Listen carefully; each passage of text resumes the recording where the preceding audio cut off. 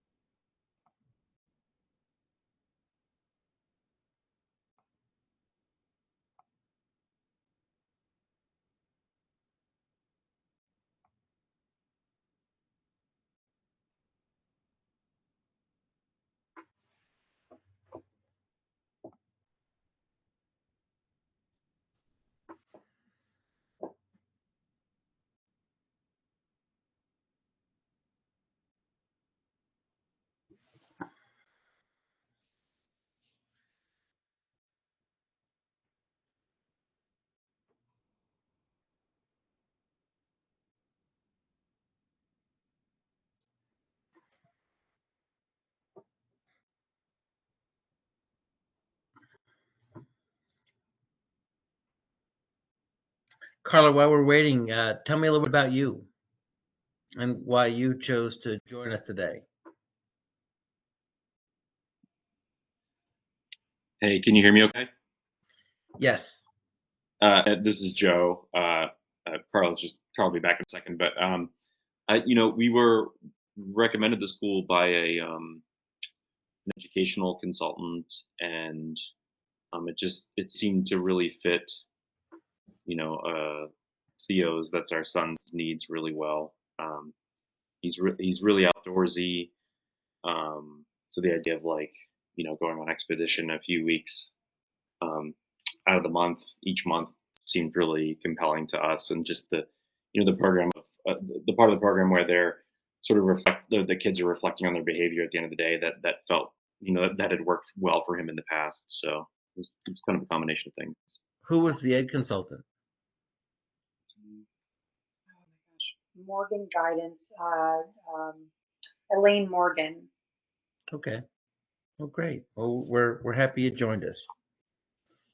Thank you for hosting. It's been a good experience.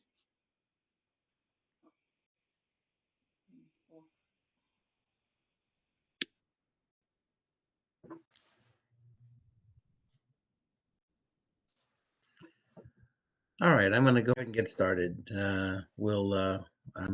I'm sure some folks will join us on the recording, but I'm going to begin now.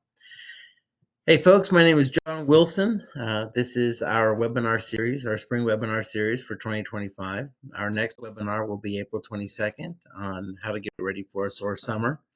Today's topic is Grit, Don't Quit, and it is a review on how to nurture resilience and grit in your kids. And so without further ado, I'm going to go ahead and get started. Webster's definition of grit is firmness of mind, an invincible spirit, an unyielding courage and fortitude. And that's a good definition. However, my definition is just a touch different. Mine is the ability to draw on a reservoir of strength when faced with adversity in order to persevere when you're overcoming obstacles, you're pursuing passions, and you are working towards a long-term goals. So as I like to think of grit as this deep reservoir of strength that we can draw upon when we're faced with difficult circumstances. And it is what allows us the self-belief, the self-determination that we're going to be able to persevere. The outward bound model was created by a gentleman named Kurt Hahn, and it was in response to World War II. German U-boats were sinking Navy vessels, and and so you would have these naval seamen in the ocean for hours and hours waiting to be rescued. And the weaker, older, less physically able, grizzled old veterans were the ones who were surviving, and the young men who were much more physically able perished in large numbers. And so Kurt began looking at why. Well, why did the the old men who were not in nearly as good physical condition survive, while the young men who were in much better physical condition still managed to perish. And the answer he came up with was that the old men had been through trials and tribulations, and they believed they would live. They believed they could overcome and they could survive. And the young men thought that it was a foregone conclusion that they would perish, and so they did. And so it is that sense of grit, that ability, that reservoir of strength that we can draw upon when we're faced with really difficult circumstances that allow us to kind of push forward.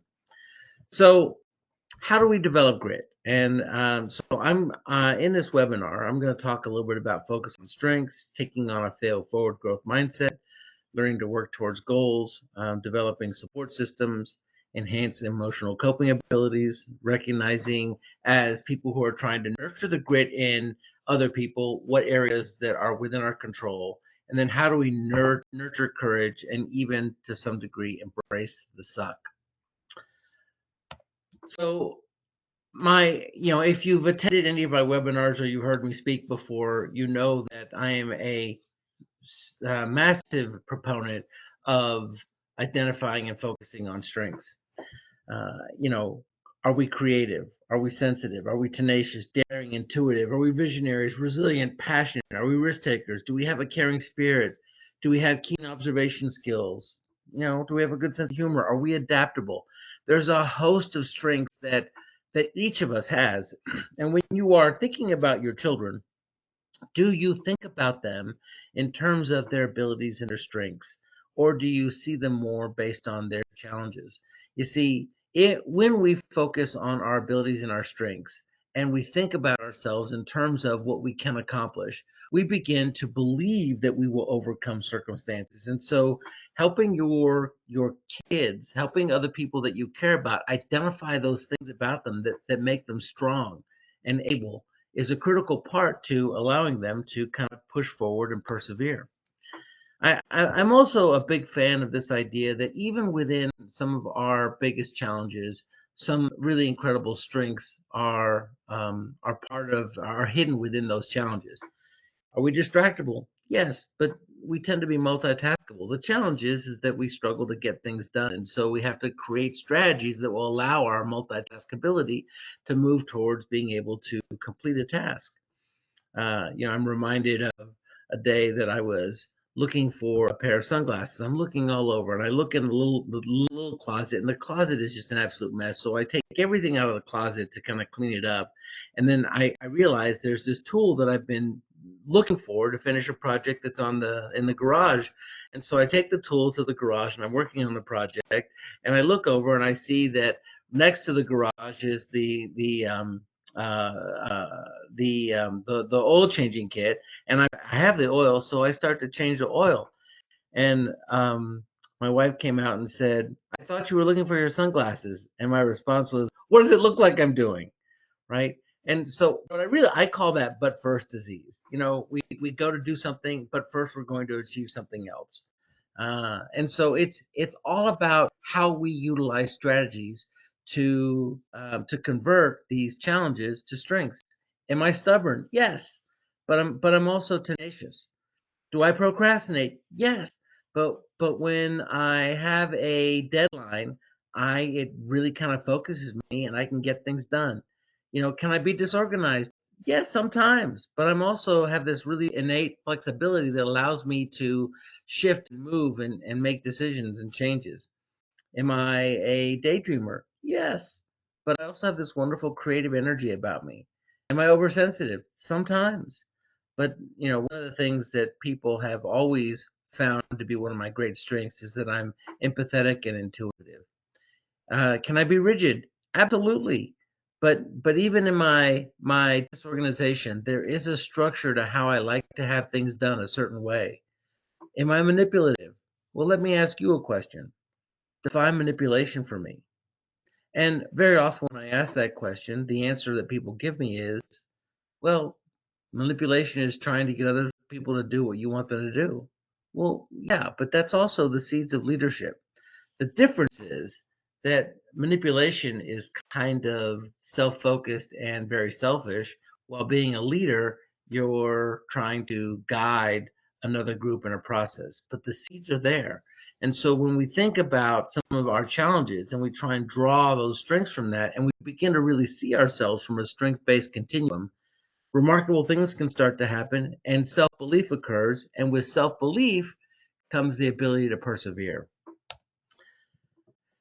Now I want to talk about this idea of failing forward confidence. Successful adults with learning disabilities and ADHD have learned how to become problem solvers, and they have what is called a growth mindset. They learn to view failure as part of the learning process. Well, that didn't work. And when Thomas Edison was asked how many times did it take him to make a light bulb, what he said was, "I learned 2,769 ways how not to make a light bulb." But it was his perseverance, it was his tenacity, it was his grit and determination that allowed him to turn the lights on. So, what is a fixed mindset? Well, a fixed mindset is when we avoid challenges, we give up easily, we see effort as fruitless. Why bother? It's not going to make a difference. We ignore constructive negative feedback, and quite frankly, in a fixed mindset, we feel threatened by the success of others. Now, inversely, a growth mindset embraces challenges. We see effort as a path to mastery. We're willing to kind of persist and move forward and push and press until we receive some type of success when we're faced with a challenge. We're going to learn from constructive feedback. We accept it. We thrive on it. We want it. We want to know, how we can do better. We find lessons and inspirations in the success of others. Oh, wow. I love that they were able to do that. How could I apply what I just saw them do to what I'm trying to do? And so when we begin to shift our mentality from a failure mindset to a failing forward mindset, then every opportunity we stumble becomes an opportunity to learn why we stumbled and how we're going to press and pursue growth and move forward. In the book, The Illusions of a Reluctant Messiah, the way the book worked was the reluctant Messiah was handed a book, and whenever he would open up the book, there would be a quote in the book that would help him, deal with whatever situation he encountered. And one of the quotes was, "There's no such thing as a problem that doesn't hold a gift for you in its hands." Now, while I recognize there are problems that don't in fact hold gifts, most of the challenges and the problems that we encounter do in fact present to us an opportunity. And it is incumbent upon those of us that are willing to kind of push and press forward, what to discover how to unlock the opportunity and then move in a growth focused mindset from there. Okay, so how do we do that? How do we set a goal and objective that potentially was a problem and then turn that into an opportunity? All right. And one of the ways that I like to do that is I teach what's called the API method, which is assess, plan, implement, evaluate. Can you guess where our kids always start when faced with a problem that they're trying to overcome? You guessed it. They jump right into implement. And for years, I would try and stop our kids from doing that and say, no, hold on a second. First, we have to do an assessment. Like, what are we really trying to fix? And then we have to make a plan. We can't just jump right into implement. But it began to dawn on me that as our kids are such tactile and experiential kinesthetic learners that they didn't really understand the abstract concept of some of the opportunities or the problems that we had presented for them to solve, but instead they needed to get into it, they needed to make a mess of it, they needed to just absolutely fail miserably in order to understand what we were trying to accomplish. And then by examining that failure, the assessment happens, a new plan is created, they try again, and then they evaluate what worked and what didn't work. The incredible power of that is that it absolutely focuses our efforts and turns us into being able to have a fixed growth mindset because we are learning from our mistakes and we are failing forward instead of just failing. What's the goal? The goal is to get to the top of the mountain that you've established for yourself and achieve what you are trying to achieve. And the only way to get there is through little baby steps of failure and learning and growth. But I would encourage, and there are lots of different problem solving matrices out there. This is my favorite: assess, plan, implement, evaluate, do it again. All right, another key component to how we can move forward is by surrounding ourselves with really healthy support networks, because sometimes we're just going to need help getting there, right? And so who are the people that help us? Well, when it comes to your kids, it's these folks, it's their family, it's the people that they've identified as mentors. It's, potentially the charismatic teacher or somebody that they really kind of get. And and to their great credit and sometimes discredit, it's their friends. Their friends matter a lot. And so there are little things that we can do to make sure that all of these folks are helping push and press each of us to be our very best.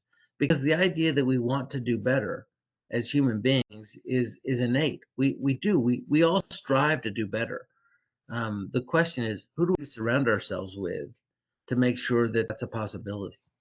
Ask yourselves right now, who are in my circles of influence? Who are my support systems? Who is in my greatest support in the family? Do I have a mentor? Do I have a friend that is a support system to me? Did I have a teacher that meant the most to me? Who were those folks? Who is your support system? And does your child have a healthy support system that will nurture their ability to persevere and have grit so that grit won't quit? So, what is the 6 C's of an effective support system? Well, it needs to be consistent and steadfast. We want to make sure that there's communication between the different parties, that they're talking to each other, kind of like a treatment team, only they're not. We want to make sure that we've got clear and realistic expectations of our support system. We certainly want to avoid this sink or swim mentality. I would ask you, when was drowning ever a growth experience for somebody? I think that the effective support system should calculate the cost of failure, and so if the cost of failure is catastrophic, then we want to mitigate that. Here's an example, and a very tangible example. Trapeze artists, when they're learning how to use a trapeze, they do it with a net, but when they become really, really good, sometimes they remove the net, but that's because doubt is gone.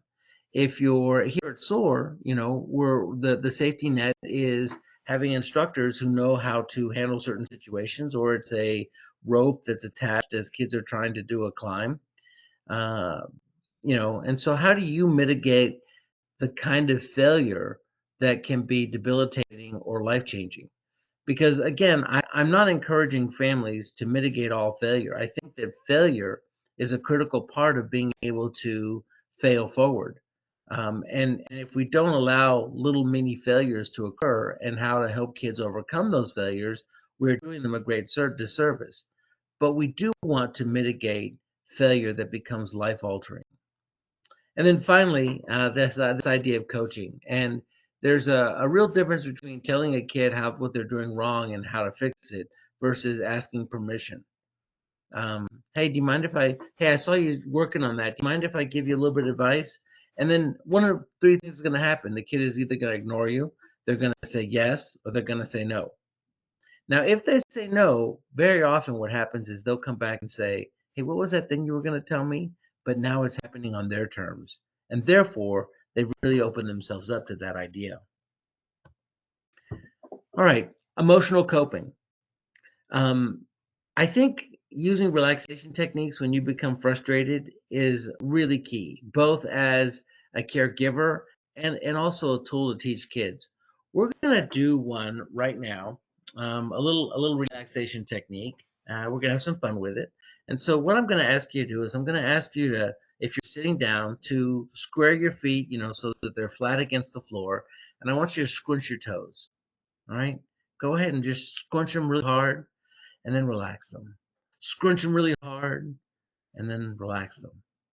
All right, now I want you to kind of engage your core and just really keep your core nice and tight and just ball your fists up. Just squeeze everything, including your toes, your fists, your core. Hold it for about 3 seconds, and then just relax. All right, now I want you to kind of close your eyes, and I want you to just scrunch up your face as tight and just as hard as you can, and hold that for about 5 seconds,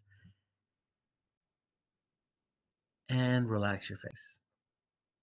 Now, can you imagine if you did that more slowly in a nice, calm room, the impact that might have on your ability to kind of refocus your energy and kind of walk through into the next situation that you're going to deal with rather than reacting?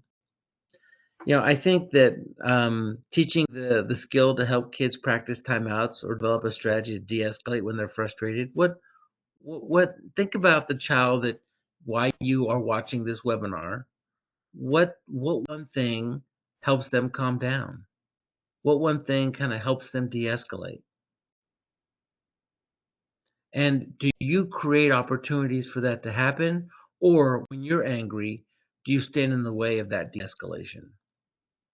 Because those techniques are sort of this self-soothing, self-awareness opportunity to try and move to a place where they can calm down, catch their breath, and be able to attack a situation in a way that might allow them to be successful or at least mitigate the challenges of failure. I also encourage families to talk with their kids about developing appropriate ways to express their anger.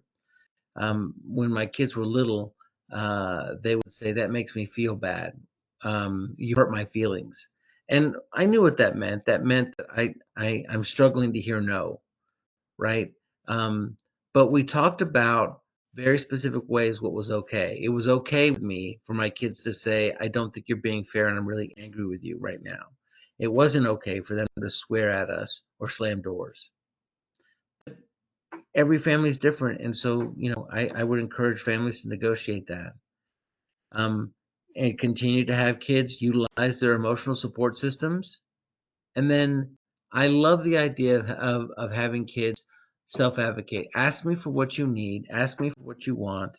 Tell me how to help you, because those are the ways that we develop and nurture this sense of I can use my language to get what I need in order to persevere and push forward. So, sometimes if you just simply walk out of a room during an argument and come back 10 seconds later, you're going to have a very different conversation than if you just stay and fight. I think the timeout is a great tool to help nurture and develop emotional coping skills. And then we just talked about emotional coping using relaxation techniques. By the way, one of the reasons that I do what I do is in this simple little this simple guided imagery practice I'm going to run you through. I want you to, again, just think about a place of healing. I want you to visualize it. What do you hear? What do you see? Are there smells associated with it?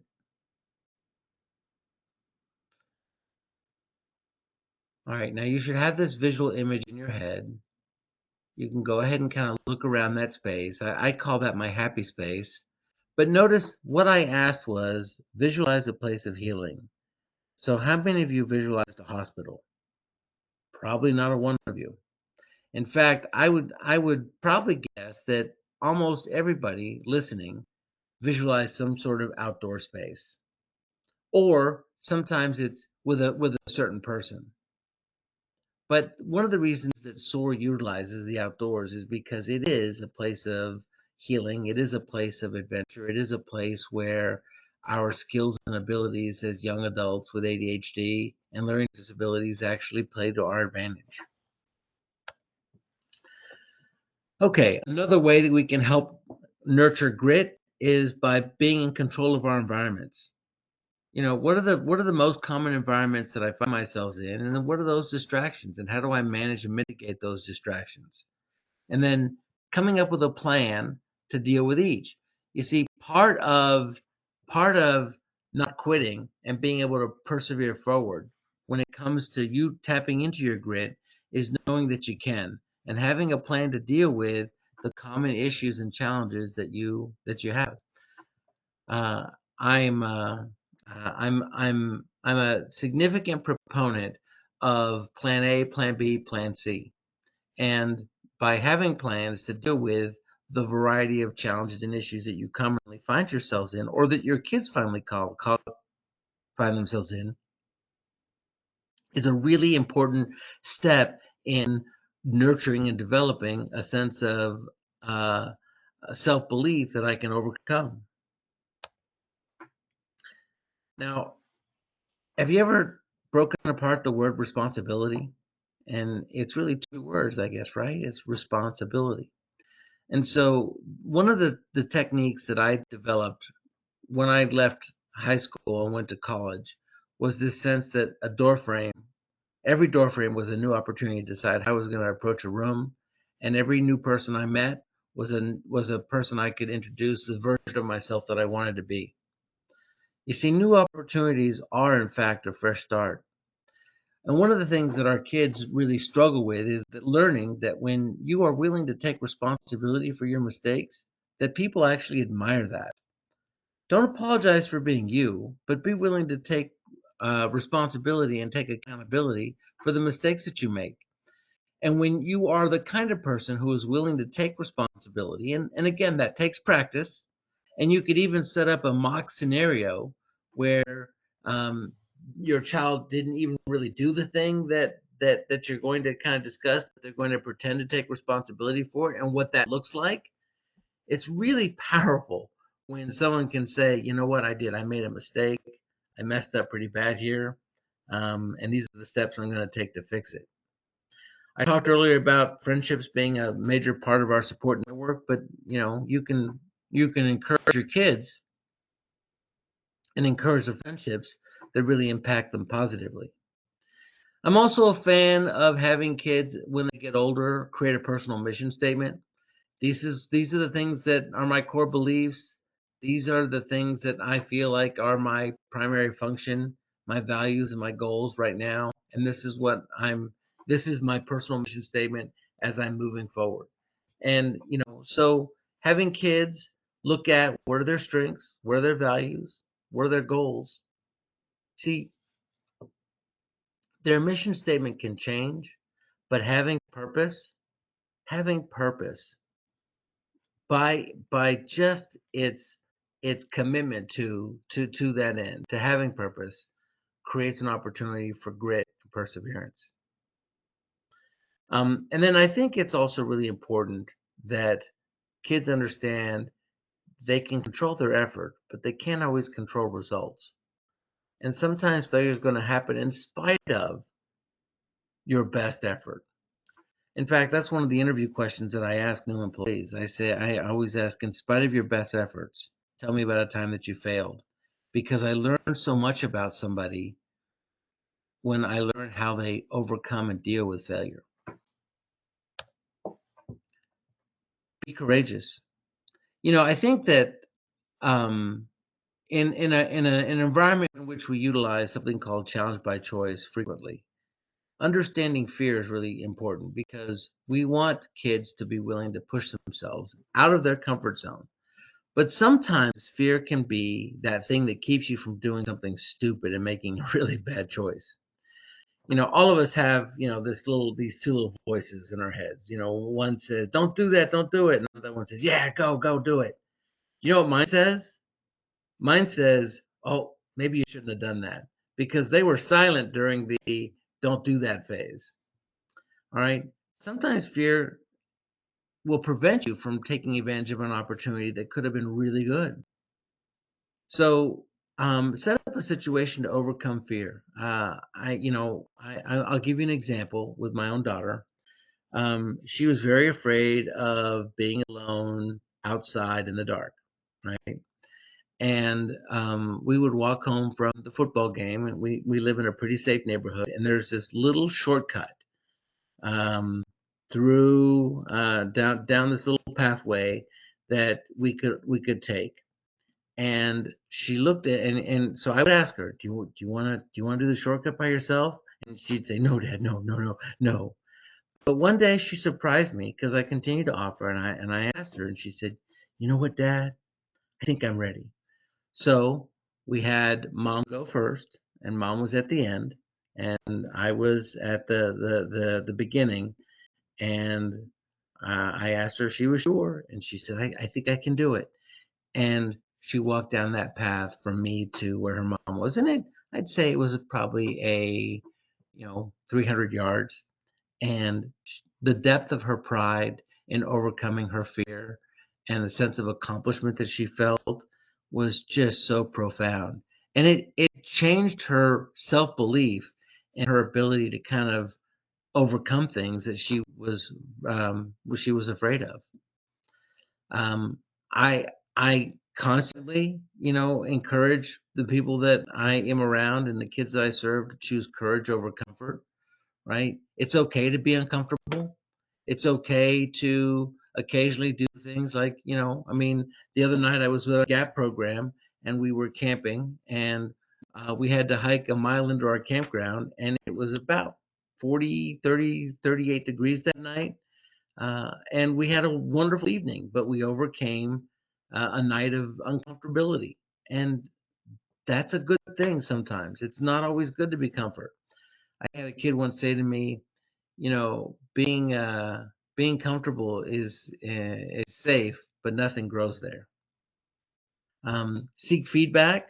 This is a way that it sometimes it takes courage to be willing to get critical feedback or be told how to do something differently. But be intentional about that. And then this idea of embracing the suck can be a really powerful opportunity to think about what life throws at you. Years ago, when I came back to SOAR and started working full time after being a summer instructor for 2 seasons, um, I, uh, I did the first Appalachian Trail semester course program, which now is the Academy at SOAR. And when we started out, we would look at a mountain on the Appalachian Trail, and we would all just like, oh no, another mountain. And by the halfway point of the program, we would come, down the trail, and we'd see the trail starting to go up a mountain, and our attitude about that changed. Our attitude became, bring it on. We got another mountain to climb. And it was really kind of powerful because it changed our perspective. So rather than, oh no, to we can do it, and creating those we can do it opportunities are honestly the kinds of things that infuse grit with kids as we move forward. So I'm going to close with a story, and the story is about my son, and I have permission from him to tell this story because it's a very powerful and poignant story. He was in the 7th grade, and I got a phone call from my wife, and she said, I need you to get home right now. Jay's home alone, and I just got off the phone with him, and he said he wants to kill himself. Well, that's a really serious thing. SOAR is only 15 minutes from my home, and I was home in 7 minutes. I got here, and we talked for just a few minutes, and it turns out that he wasn't suicidal. He wasn't feeling suicidal. It was just one of those days where he wished he hadn't been born at all. It was a tough day. He'd been made fun of by other kids. He was sad. He was miserable. It just wasn't a good day to be Jay. And so we didn't talk anymore about it, but I took him outside and I said, I've been waiting to give this to you. I think this might be a good time. And I gave him his own little flint and steel. Now, flint and steel is a way that you can start a fire with a little spark. And so I had a tinder. I teach bushcraft to our SOAR kids, so I had a little pile of tinder, and I made the tinder bundle, and I showed them how to do that, and then I struck it, and with one strike I had a nice little flame going, and then I handed him the tool, and I handed him a fresh set of bark to make a tinder bundle, and he's working on that, and he starts, and it's I made it look easy, but it's not easy. It takes practice and technique, and he was really kind of starting to struggle. And he's like, Dad, I don't want to do this anymore. And I said, okay, you don't have to. So he gets to go inside. He gets to get up and go inside. I said, "Well, where are you going, buddy?" He's like, "Well, I'm going inside to watch, play on my computer." And I said, "No, you're not. You can go back inside once you start a fire. I mean, you don't have to keep working on it, but you can't go inside until you've been successful." And he looked at me in his seventh grade little voice, and he said, "Forever?" Oh, it's such a fun moment. Um, and I said, "Well, give it a try." So he goes back to working on it, because what he really wants is inside. He wants to be on his computer, and he's working on it, and it's hard. And so I left him alone, and I kind of peeked out the window to continue on his progress, and he struggled, and so I went back outside, and I showed him some new techniques, and now he's throwing big sparks. Like any one of them could have caught, but for whatever reason they're not catching. Like the spark just isn't hitting in the right spot. And I said, "Do you want to quit?" And he said, "Yes, no, yeah, maybe." And he says, "Can I go inside?" I said, "No." It's like, so he probably worked on it for about half an hour. And then finally, one big globby spark hit just in the right spot, and oof, he had this wonderful fire. And yeah, have you ever seen that scene in Castaway when Tom Hanks was like, "I have made fire," and Jay was so excited. I mean, he jumped up and he did this little dance. He was so proud of himself. And I said, "How does that feel?"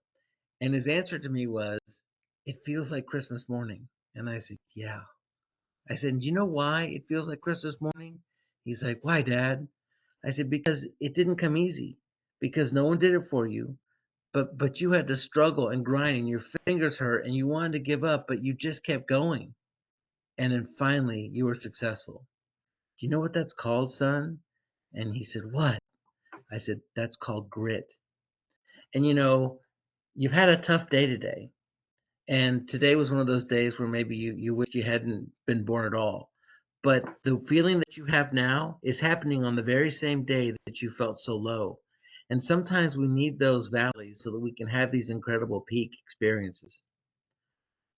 So in the future, when you find yourself feeling low again, understand that you've got the power to persevere, because, kid, you've got grit. And from that day on, anytime he was particularly struggling, or later on he became a cross-country runner, and I would yell out, "Where's your grit?" And you could see this sense of determination come over his face, and he would put it into another gear. He really got and understood that he had grit. And I'll tell you, that kid is now a senior at Appalachian State University, and he's got grit for days, and it's one of his great, great strengths. So if you can nurture it, and your kids move to the place that they're willing to persevere, remember that grit don't quit. Again, this has been John Willson. I'm the Executive Director of SOAR. We will have another webinar on April 22nd. I hope you enjoyed the talk. I'm going to open it up for any additional questions, but thanks so much for joining. You can put any questions that you may have in the chat bar, and we can answer any questions that you have. I'm experiencing my own version of grit today. I just went to a dermatologist and they cut a piece of my face off, so that was fun. So does anybody have any thoughts or questions that they would like to share?